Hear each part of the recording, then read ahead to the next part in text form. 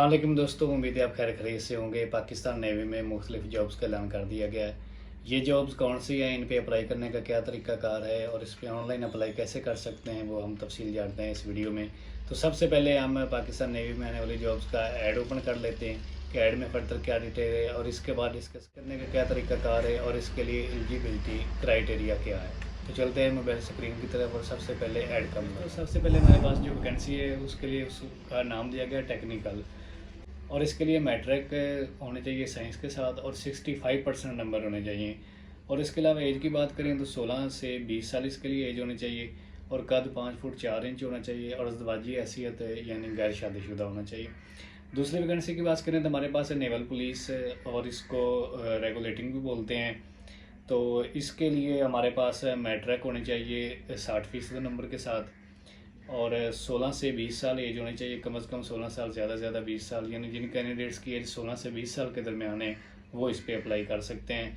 और कद 5 foot 7 inch होना चाहिए और इसकी भी अज़दवाजी हैसियत जो है वो गैर शादीशुदा होना चाहिए।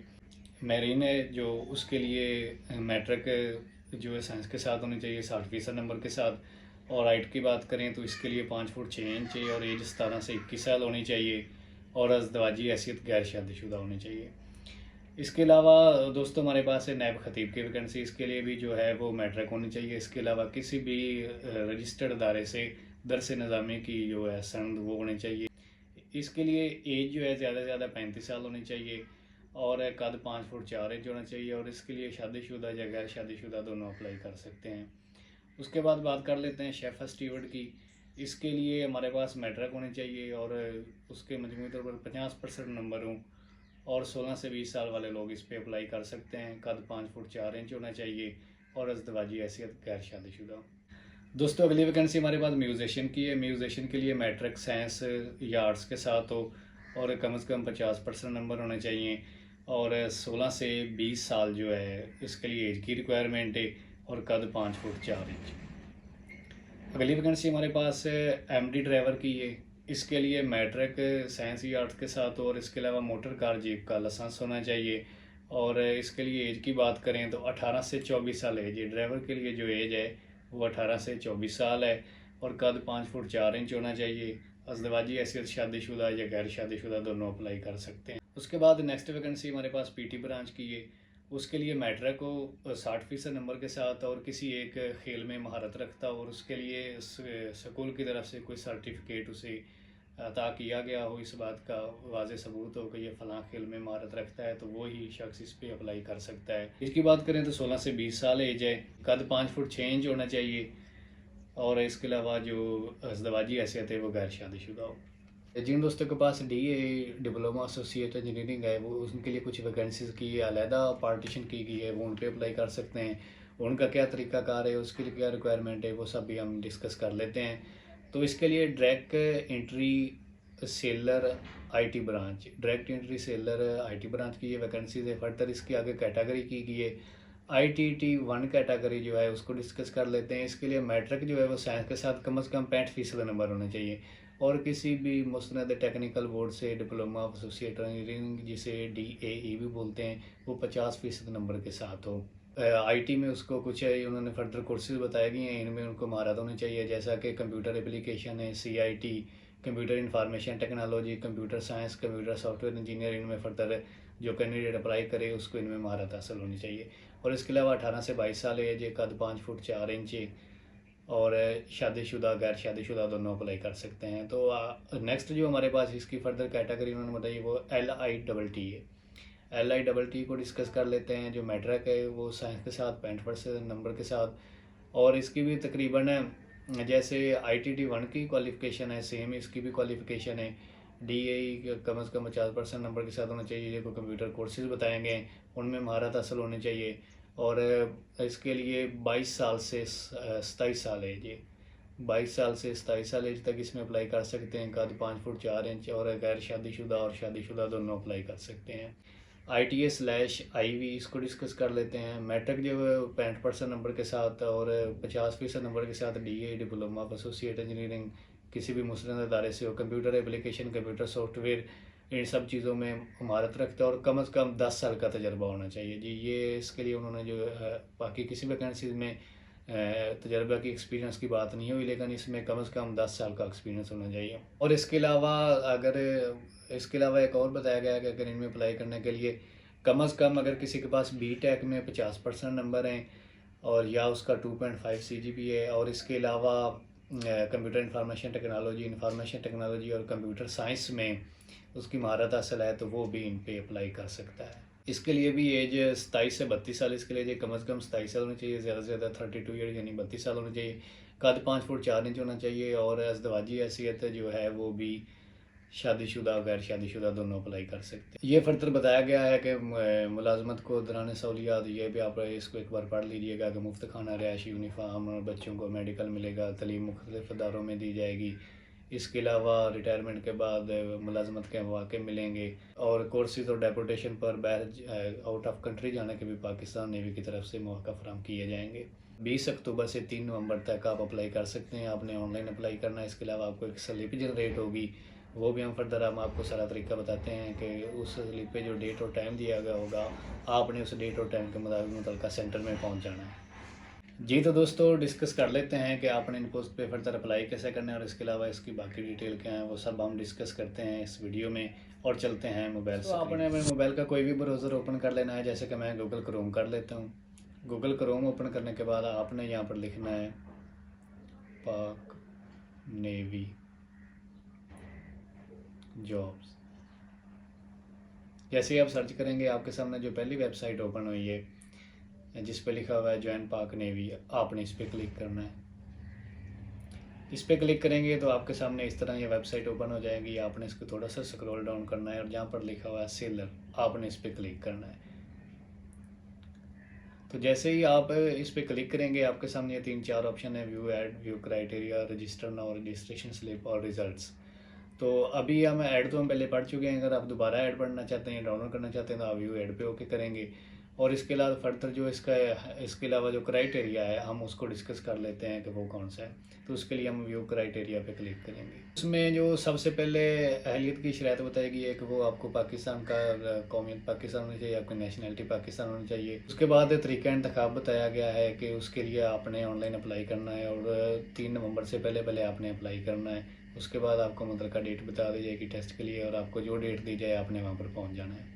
इसके लिए तहरीरी इम्तिहान का जो है वो क्राइटेरिया बताया गया है कि 5 नवंबर 2020 के बाद जो इम्तिहान आते हैं उनका सिलसिला शुरू हो जाएगा। जो आपको डेट दी जाए, आपने उस डेट पे मुतल्लिका सेंटर में इम्तिहान तहरीरी इम्तिहान जो तहरीरी उनका एग्ज़ाम होगा उसको आपने देने के लिए पहुंच जाना, जिसे रिटन टेस्ट बोलते हैं। तहरीरी इम्तिहान का आपको कुछ बताया गया है कि जो रिटन टेस्ट है उसकी तैयारी के लिए आपने इन चीज़ों को तैयार कर लेना है। ये फर्दर हम जब ये रिटन टेस्ट की डेट करीब हुई तो हम इस पर एक तफसीली वीडियो बनाएंगे। फिजिकल फिटनेस के हवाले से बताया गया कि मुतल्लिका सेंटर में फिजिकल फिटनेस का टेस्ट लिया जाएगा। इस टेस्ट में क्या क्या होगा वो हम डिस्कस कर लेते हैं कि 1.6 किलोमीटर 8 मिनट में तय करना होगी, और 15 पुशअप्स जो हैं वो 2 मिनट में, और 15 मरतबा सीट अप्स जो है वो भी 2 मिनट में, और 4 मरतबा चिन अप्स ये 2 मिनट में।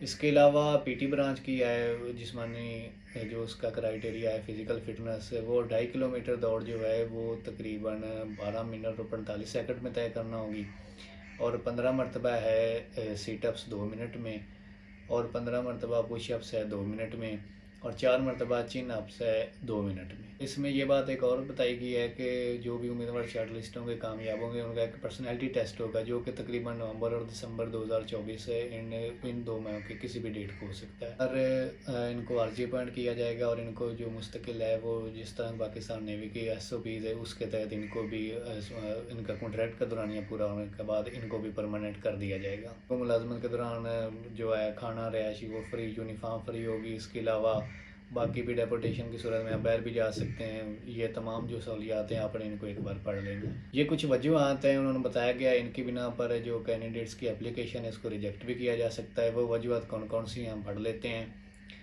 ऐसे उम्मीदवार जिनकी डिग्री जेली पाई गई, जिनकी सनद या डिग्री कोई चीज़ जेली है और उन्होंने डिपार्टमेंट को वो जमा करवा दी और वेरीफाई होने पे पता चला कि ये तो रिकॉर्ड ही जेली है, उसके बाद उनको उनकी एप्लीकेशन रिजेक्ट कर दी जाएगी और उनके खिलाफ कानूनी कार्रवाई की जाएगी। इसके अलावा नेशनलिटी सिर्फ पाकिस्तान की होनी चाहिए, किसी और मुल्क की आपके पास नेशनलिटी नहीं होनी चाहिए। तो उम्मीदवार जिन्होंने 2024 में कैटेगरी ए या कैटेगरी बी में अप्लाई किया था और वो शॉर्ट लिस्ट हुए थे, उनके बाद उनको नहीं बुलाया गया था, तो वो अब इसका जो अब ये वैकेंसी आई हैं वो इसके लिए एंट्री टेस्ट नहीं देंगे, वो एंट्री टेस्ट से मुस्तस्ना। लेकिन जिस कैटेगरी में वो शॉर्ट लिस्ट हुए थे उसी कैटेगरी में नई रजिस्ट्रेशन करवा कर उनका जो मुतलका सेंटर है वहाँ पर उन्होंने लाजमी जाना। रजिस्ट्रेशन कराने के बाद उन्होंने मुतलका सेंटर अपने डॉक्यूमेंट्स लेकर जाने और उनको आगाह करना है कि मैंने 2024 में कैटेगरी ए या कैटेगरी बी में शॉर्ट लिस्ट मुझे किया गया था, उसके बाद मुझे कोई रिस्पांस नहीं मिला, तो अब मुझे दोबारा इतला मिली है कि वैकेंसीज आई हैं, तो जो फर्दर इन्फॉर्मेशन जो फर्दर नेक्स्ट प्रोसीजर है वो उनको आगाह कर दिया जाएगा। जी ये कुछ एज में और कुछ तलीमी मार्क्स में रिलैक्सेशन दी गई। रिलैक्सेशन किन लोगों को दी गई और ये कैसे असर करनी है वो हम तफसीली डिस्कस कर लेते हैं। डॉक्यूमेंट्स हैं, अगर आप के वालिद जो रिटायर हैं आप उनके तवस्सुस से अप्लाई कर रहे हैं तो उसके लिए डिस्चार्ज स्लिप और बी फार्म नादरा का आपने लेके जाना है। और अदर सर्विस जो अगर आपके वाला साहब हैं या आपके रिश्तेदार जो हैं आपने उसके लिए अथॉरिटी लेटर और बी फार्म लेके जाना है। और अगर शहीद हो गए हैं तो उसके लिए आपने वालद का शहादत का जो है सर्टिफिकेट और उसके अलावा आप डिस्चार्ज बुक वो लेकर जानी है। उसके बाद ये कितनी रियायत उनको दी जाएगी, शहीद का बेटा या बेटी हो तो उसके लिए जो है ना मार्क्स का क्राइटेरिया बताया गया उसमें 15% मार्क्स की रियायत है। अगर 60% मांगे गए हैं, अगर 60% महकमा की डिमांड है तो अगर 45% है शहीद के बेटा या बेटी के नंबर तो इन पर अप्लाई कर सकता है और एज में उनको 2 साल की रियायत दी जाएगी। इसके अलावा जो मुतलका नेवी का मुलाजम है उस या यूनिफॉर्म है या सिविलियन है तो उसका बेटा या बेटी अगर अप्लाई करते हैं डिग्री में 5% रहते हैं और उम्र में 1 साल की रहते हैं।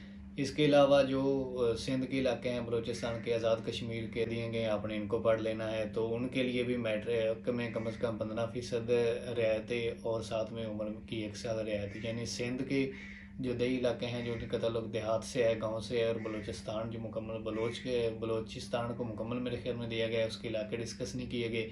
इसके अलावा आज़ाद कश्मीर के कुछ ये फर्दर कुछ सिटी डिस्कस कर दिए गए जिनके अटकाम, अटियाँ, हजरा, हवेली, अब्बासपुर, फतेहपुर, थकील, सहानी, नीलम, लिपा, सरदार और वकील जो इन इलाकों से तल्लुक़ रखते हैं उनको भी उम्र में 1 साल की रियायत है और साथ में 15% रियायत उनको एजुकेशन मार्क्स में दी जाएगी।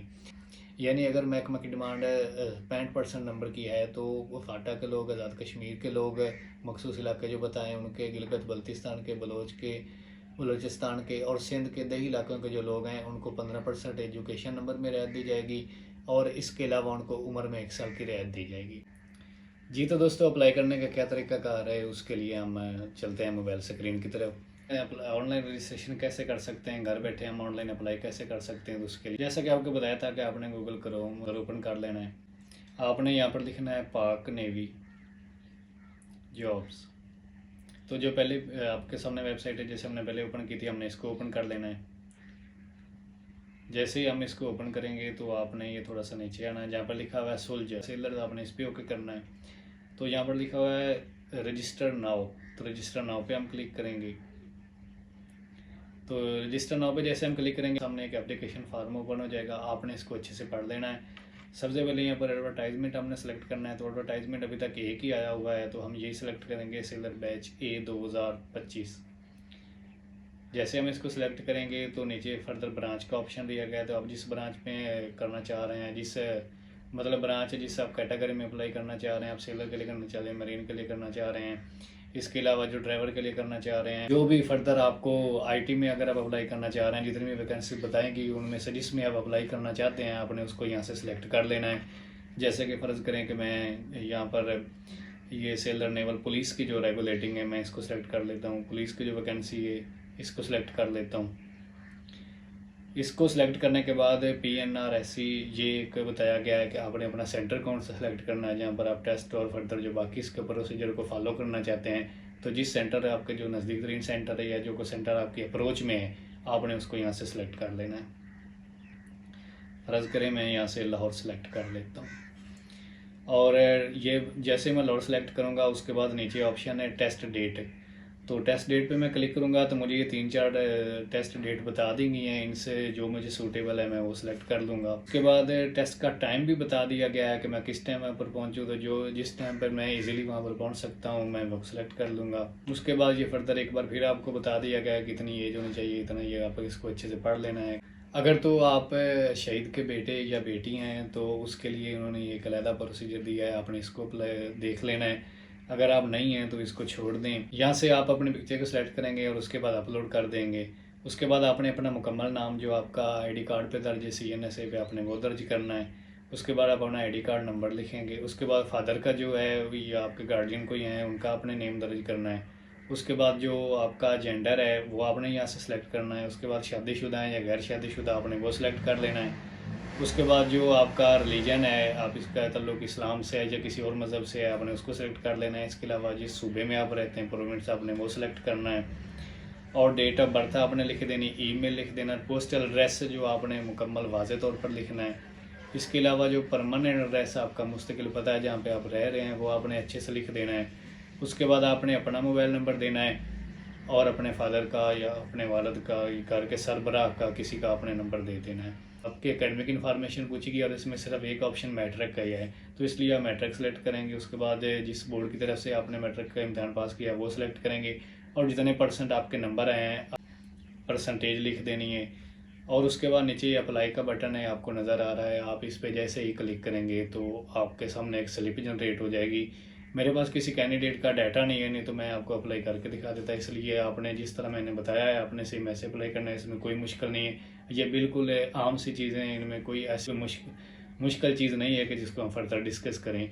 तो इसके लिए आप अप्लाई पे जैसे ही क्लिक करेंगे सामने एक छोटी सी स्लिप ऊपर आ जाएगी, स्लिप जनरेट हो जाएगी। आपने उसको डाउनलोड ले लेना है। अगर डाउनलोड का ऑप्शन ना हो तो आपने उसका स्क्रीनशॉट ले लेना है और किसी भी फ़ोटो कॉपी शॉप से उसका प्रिंट ले लेना है। उस स्लिप के ऊपर आपको फर्दर डेट और टाइम दिया गया, जिस डेट और टाइम को आपने टेस्ट देने मुतलका सेंटर में जाना है, दिए गए वक्त से पहले ही वहाँ पर पहुँच जाना है। दोस्तों ये एक बड़ी इन्फॉर्मेटिव चीज़ है, वो भी आपसे डिस्कस कर लें कि बाज़-औक़ात बहुत से सवालात होते हैं जो माइंड में उठ रहे होते हैं और आपको पता नहीं होता कि आप इसका तरीक़ाकार क्या है। ना ही आपके पास कोई हेल्पलाइन नंबर होता है डिपार्टमेंट का, ना ही आपका रब्ता होता है पाक नेवी के किसी भी नंबर से कि इसके फर्दर तरीक़ाकार क्या है। जो आपके ज़हन में उठने वाले सवाल आते हैं आप उनका जवाब जानना चाह रहे हैं तो उसके लिए उन्होंने वेबसाइट पे एक बहुत अच्छा काम किया है कि ये बहुत अच्छी चीज़ है। उसको उन्होंने वेबसाइट पे ही मुख्तलिफ सवालों के जवाब दे दिए हैं। तो आपने उनको कैसे चेक करना है कि ये आपके ज़हन में जो क्वेश्चन आ रहा है क्या कि उसका जवाब दिया गया या नहीं दिया गया, या ये कुछ क्वेश्चन दिए गए हैं और साथ उनके आंसर भी दिए गए हैं, तो आपने एक बार ज़रूर देख लेना है कि क्या हो सकता है इससे आपकी रहनुमाई हो सके।